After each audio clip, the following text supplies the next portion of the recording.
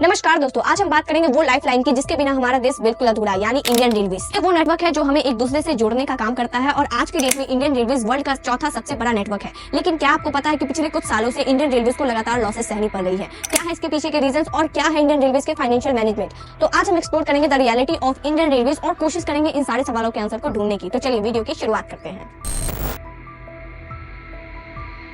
Indian railways की कहानी बहुत पुरानी है। इसकी शुरुआत 16 अप्रैल 1853 में हुई थी। इसमें सबसे पहली पैसेंजर ट्रेन बॉम्बे से थाने तक की चली थी, जिसने इंडिया के लिए एक नया चैप्टर को शुरू किया। उस वक्त सारी चीजें ब्रिटिश राज्य के हाथ में थी। आजादी के बाद इंडियन रेलवेज ने अपने पंख फैलाए और पूरे देश भर में स्प्रेड हुआ।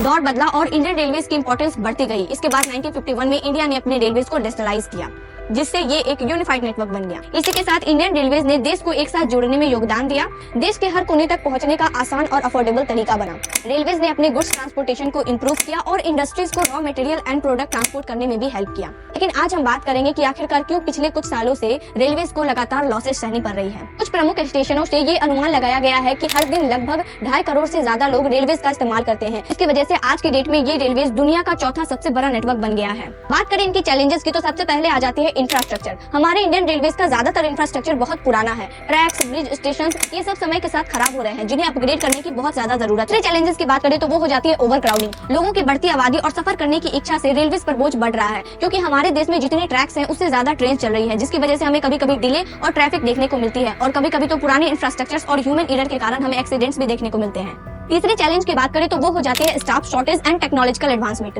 रेलवेज में स्टाफ की कमी है, स्पेशली इंपॉर्टेंट एरियाज पे जैसे कि मेंटेनेंस, सेफ्टी और ऑपरेशंस में, जिसकी वजह से हमें काम में स्लोनेस और इनएफिशिएंसी देखने को मिलती है। तो बात करें टेक्नोलॉजिकल एडवांसमेंट की तो अभी तक रेलवेज में ऑटोमेटिक सिग्नलिंग और ट्रेन मैनेजमेंट का पूरा फायदा नहीं उठाया जा रहा है, जिससे एफिशिएंसी और सेफ्टी दोनों इंप्रूव हो सकती है। बात करें चौथे चैलेंज की तो वो हो जाती है competition from other modes of transport, क्योंकि आज की डेट में कार्स, बसेस और एरोप्लेन्स की पॉपुलैरिटी बढ़ गई है, जो कि रेलवेज के लिए एक टफ कॉम्पिटिशन क्रिएट कर रही है। कार्स एंड बसेस के आने के बाद रोड ट्रांसपोर्ट काफी आसान हो गया है, जिसकी वजह से शॉर्ट डिस्टेंस ट्रैवल करने के लिए लोग रोड ट्रांसपोर्ट को प्रेफर करते हैं। इसके अलावा काफी सारे लोग air travels and ride sharing services like Ola, Uber जैसे मोड्स ऑफ ट्रांसपोर्ट का भी इस्तेमाल करते हैं। लोग अपनी सेंसिटिव ट्रैवल, कंफर्ट और कन्वीनियंस के हिसाब से अलग अलग मोड ऑफ ट्रांसपोर्ट चूज करते हैं, जिसकी वजह से रेलवेज में पैसेंजर की कमी देखने को मिलती है, जो कि सच भी है, क्योंकि आज की डेट में Indian railways other modes of transport की तरह फैसिलिटीज प्रोवाइड करने में भी कैपेबल नहीं हो पा रही है। ये थे कुछ चैलेंजेस जो इंडियन रेलवेज को फेस करनी पड़ी है। लेकिन आखिरकार क्यों इंडियन रेलवेज या हमारी सरकार इन सारी प्रॉब्लम को कम नहीं कर पा रही है? इन सारी चीजों को समझने से पहले हमें फाइनेंशियल मैनेजमेंट ऑफ रेलवेज को समझना पड़ेगा कि आखिरकार इंडियन रेलवेज पैसा कैसे कमाती है। रेलवेज का फाइनेंशियल मैनेजमेंट इंडिया में थोड़ा हटके है,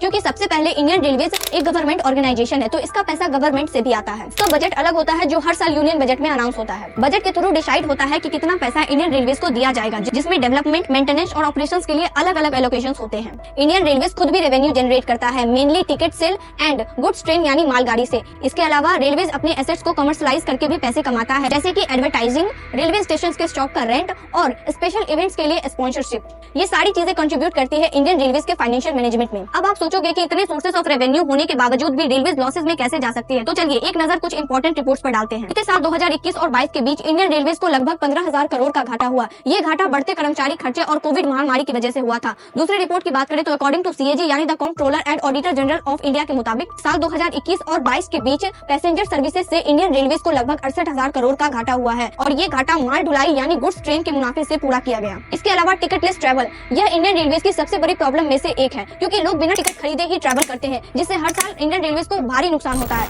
सीएजी की रिपोर्ट 2023 के मुताबिक पिछले साल 2021 और 22 के बीच सिर्फ टिकटलेस यात्रा से ही नुकसान हुआ। इसके अलावा माल चोरी, वेंडलाइज्ड प्रॉपर्टी से भी इंडियन रेलवेज को नुकसान होता है। रेलवेज एक्सीडेंट नुकसान हुआ। अब जैसा कि हम सब जानते हैं कि रेलवेज इंडिया का सबसे बड़ा नेटवर्क है, तो इसे कई बार प्रोटेस्ट का भी सामना करना पड़ता है, जैसे कि नई सेना भर्ती अग्निवीर के विरोध के दौरान कई जगहों पर ट्रेनों की तोड़फोड़, आगजनी और पथराव की गई। हालांकि सरकार ने ज्यादा आंकड़े जारी नहीं किए, लेकिन मीडिया रिपोर्ट्स के मुताबिक नुकसान हुआ। और किसान आंदोलन 2020 और 21 के बीच सरकारी आंकड़ों के अनुसार इस आंदोलन के दौरान इंडियन रेलवेज को लगभग 3500 करोड़ का नुकसान हुआ था। दोनों ही प्रोटेस्ट में इंडियन रेलवेज को भारी नुकसान हुआ, जिससे न सिर्फ संपत्ति का नुकसान हुआ, बल्कि ट्रेन को रद्द करने और सेवाओं में बाधा होने के कारण राजस्व का भी नुकसान हुआ। इसका मतलब ये नहीं है कि रेलवेज अपनी टिकट के प्राइस इंक्रीज नहीं कर सकती है, क्योंकि रेलवेज पहले से ही कंपटीशन फेस कर रही है रोड रोडवेज और एयरलाइन से अगर टिकट के प्राइस को इंक्रीज किया गया तो इससे पैसेंजर्स में कमी आ सकती है और आम और गरीब लोगों को प्रॉब्लम फेस करनी पड़ सकती है। इसके लिए कभी कभी सरकार नई नई स्कीम्स भी लॉन्च करती है, जैसे कि एक्सप्रेस ट्रेन को सुपर फास्ट में कन्वर्ट करके या फिर स्लीपर बर्थ को एसीज में कन्वर्ट करके, ताकि रेवेन्यू को इंक्रीज किया जा सके।